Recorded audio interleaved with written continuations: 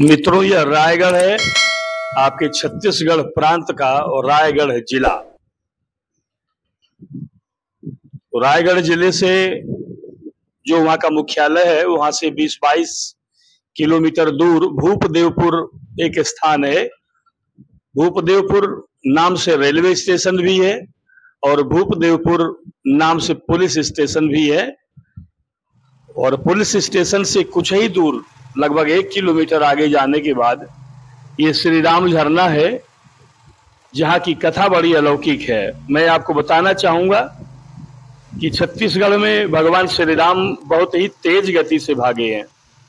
मतलब छत्तीसगढ़ को पार करने में उन्होंने आराम और विश्राम का समय बहुत मुश्किल से निकाला है। इसका अनुमान आप इसी बात से लगा सकते हैं कि हम लोग बाइक से चल रहे हैं और उस बाइक में 1200 से 1300 रुपए का पेट्रोल भरता है, तब टंकी फुल हो जाती है। और इस समय हमें हर तीसरे दिन टंकी फुल करानी पड़ रही है। एक एक दिन में 400, 450, कभी 500, कभी 300, कभी 350 किलोमीटर गाड़ी दौड़ानी पड़ रही है। तब हम लोग जा करके भगवान श्री राम के वनगमन स्थलों में 2 या 3 स्थानों का जिक्र कर पा रहे हैं। और अभी आप लीजिए छत्तीसगढ़ के और रायगढ़ जनपद का श्री राम झरना। श्री राम झरना की कथा भी बड़ी अलौकिक है। जब भगवान श्री राम माता जानकी और लक्ष्मण जी के साथ में वनगमन यात्रा के दौरान इस स्थान से गुजरे तो माता जानकी को जोरों की प्यास लग गई। और इस जंगल में उस समय पानी कहीं नहीं था, पहाड़ियां थी, चट्टानें थी और गुफाएं थी, लेकिन वहां पर पानी जब नहीं मिला, माता जानकी को प्यास लगी थी। उधर माता भू देवी भी चाहती थी कि किसी भी प्रकार से जगत जननी मां जगदम्बिका माता सीता की प्यास बुझे। और प्रभु श्री राम ने इन्हीं चट्टानों में बाण मार दिया और जिस बाण की चोट से चट्टान फूट पड़ा और वहां से पानी का झरना उद्भूत हो गया।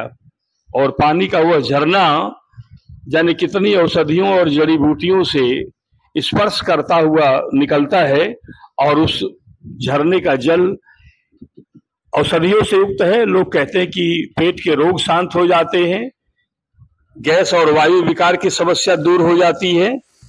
और मित्रों, हम अब उसी स्थान पर आ गए हैं और मैं आपको बताना चाहूंगा कि यहाँ पर अब विकास कार्य चल रहा है और विकास कार्य हो जाने के बाद यह स्थान अत्यंत मनोरम हो जाएगा।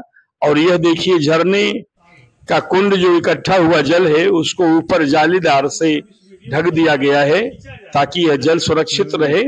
यह वही झरना है, यह वही झरने का कुंड है जिसमें भगवान श्री राम के हाथों फूटे हुए स्रोत का जल आकर के इकट्ठा होता है और फिर यहाँ से आगे की ओर जाता है।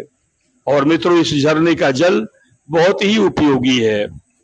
इस स्थान पर आने के बाद बड़ा ही आनंद और सुकून, आराम मिलता है, थकावट दूर हो जाती है। तो बोलिए जय सिया राम। मित्रों, ये छत्तीसगढ़ का रायगढ़ जिला है और रायगढ़ जिले में रायगढ़ मुख्यालय से करीब 22 किलोमीटर दूर एक भूपदेवपुर है, पुलिस स्टेशन है, मोहल्ला है, छोटा सा नगर है।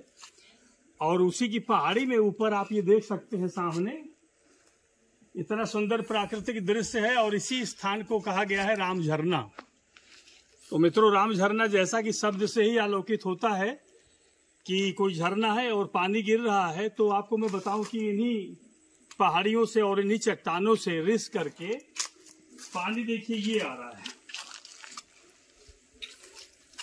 और ये राम झरना है। कहते हैं कि भगवान श्री राम माता जानकी और भैया लक्ष्मण के साथ में जब छत्तीसगढ़ की वनवास यात्रा पर निकले थे तो इन्होंने यहीं पर आकर के स्नान किया था और इस समय यहाँ पर विकास का कार्य चल रहा है।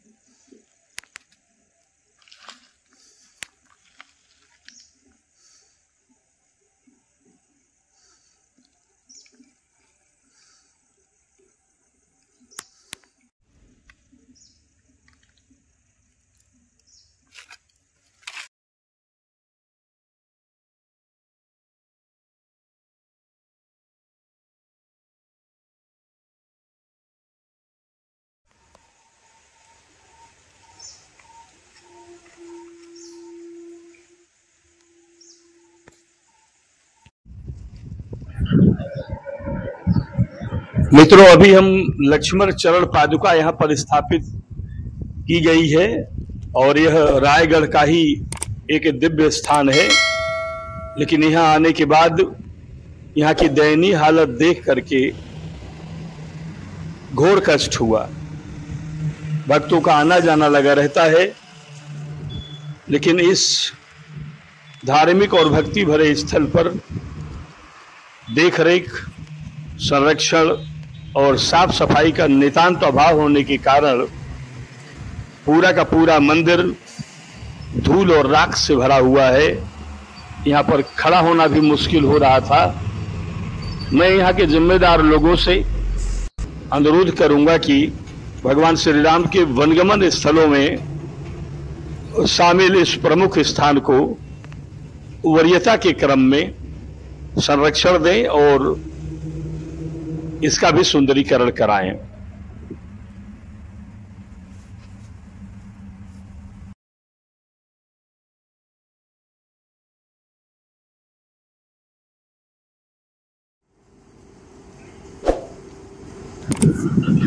मित्रों, यह छत्तीसगढ़ के जसपुर जिले का लोधमा गांव है।